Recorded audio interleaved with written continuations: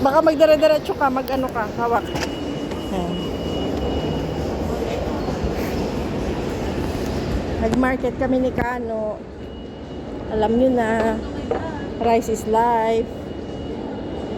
Tama ba? Dapat dun sa kabila tayo, be. Baba ng baba kung saan-saan eh. Sala. Dapat dun tayo sa kabila bumaba. Mali. Mali. Akit ulit tayo. Akit ulit kami mali sa babaan namin. Mura kasi yung bigas. Magkano yan? 33 ano? Sige, go. Yan. 33 siya sa ano, sa doon sa palengke. Ay, sa palengke. Sa supermarket. Pardon.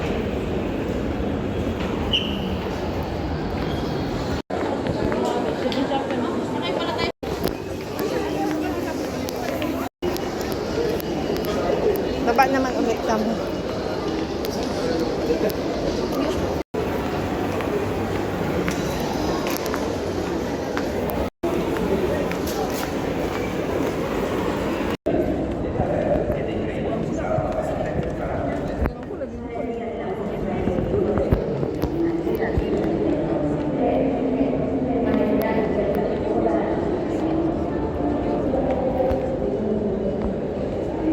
Ayan yung kumakanta, oh.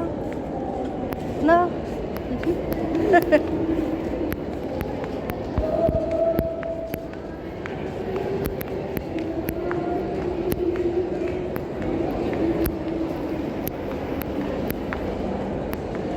Ganyan na lang ako dun sa kabilang ganto. Oo, naman siyang bata pa niya. Oo. Nature din siya sa Pilipinas. Nakapera pa yan. Oo.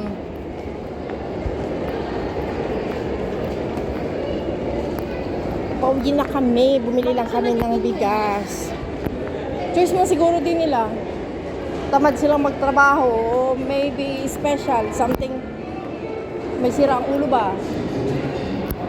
Siyempre, ikaw naman kung wala din diferensya utak mo. Kahit Dito siya. ang hirap Hindi pa pwede siya punta. Wala siya. ang hirap ng buhay. 'Di ba? Kahit ang hirap ng buhay ba, kung matino yung isip mo, hindi ka man maganyan, 'di ba? Maghahanap ka ng trabaho talaga.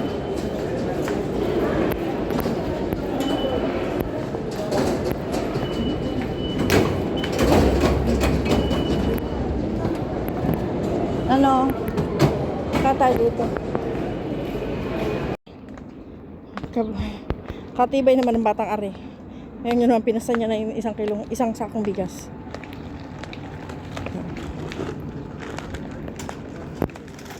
Kasi nga sabi niya, kung doon pa daw siya, maglalakad pa siya ng malayo. Ang layo. So dito na lang siya. Oh.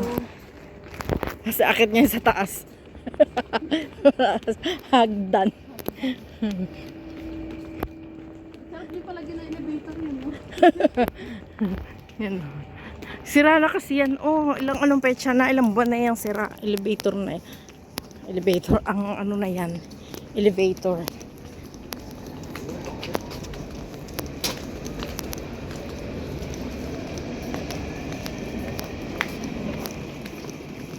So yun ang binili namin sa supermarket. Mura lang kasi doon. Isang bansa pumunta rin. Oo. Talagang kahit saan bansa ka daw pumunta, hanapin mo ang rice. Hanap ka talaga ng paraan paano ka makakabili ng isang sakong bigas. Para hindi ka magutom. Magkano yung 33 euro? Mamaya i-compute natin. Sa, di 33 times 65. Ang palitan ngayon. So, 2,000 mahigit. Yung 20 kilos lang yan, guys. Kasi sa Pilipinas, ang one sack of rice is 50, di ba? 50 kilos. Dito, ang isang sako, 20. Meron. So, itong 20 kilos, ganun. Pero less than, ano pa din ito. Less than 2 euro pa din ang per kilo. Kaya mas mura pa din talaga dun sa supermarket na bibili. Kaysa sa magpapadeliver ka. Tsaka wala ka ng choice, huwag ka mag-compute kasi matakaw ka sa bigas eh. Matakaw ka sa kanin.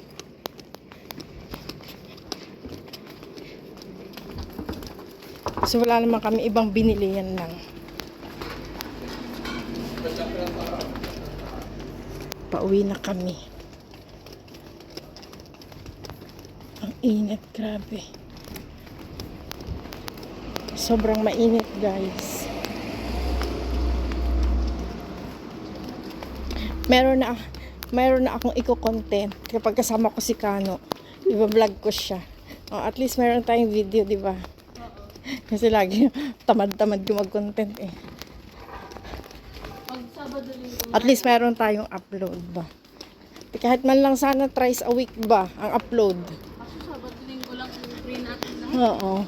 Busy man ang mga buhay namin everyday, guys. So, wala na talagang time. Ayan. Sa mga yung gulay ko na binili doon, nasira lang. Mahal-mahal pa naman nung nakalimutan ko na. Yung gulay na tinapon ko, ang plano ko, igigisa ko yun. Nasira na. Kalimutan mo. Mahal pa naman nung $2.99. Nawala na sa isip ko. Kaya hindi na ako bumili ng pagkain. Kasi nga, medyo mahal din kasi doon. Ang mura lang talaga doon yung bigas. So, punta kami doon sa bukas siguro after church. Mag-vlog ulit tayo doon sa labas. So, dito na kami. Sa bahay namin, ha?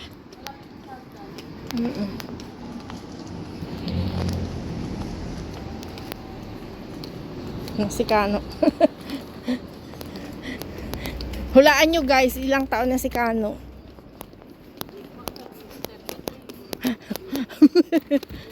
Magpapaano daw siya. Pag nahulaan nyo, magpapa-Gcash.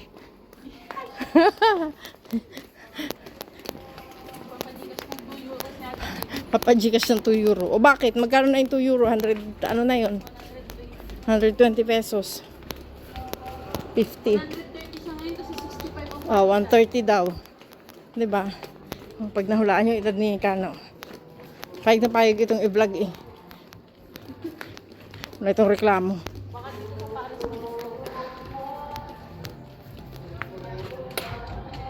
Pabukas ako dyan. Ang init. Pawisan. Nag-market naman kami ni Alchin. Dito naman sa kabila, doon sa may bank. So, lakad na kami pabahay. Ito naman kami sa simbahan. Ano ngayon dito? Piyesta ng musika. Kahit saan ay mayroong mga musical sa mga restaurant. Yan. Hindi ko alam na ngayon pala yung invitation na sinend sa akin. Diyan lang kami yung kay na trabaho. Part-time. Diyan ako dadaan. So, naka-market na kami.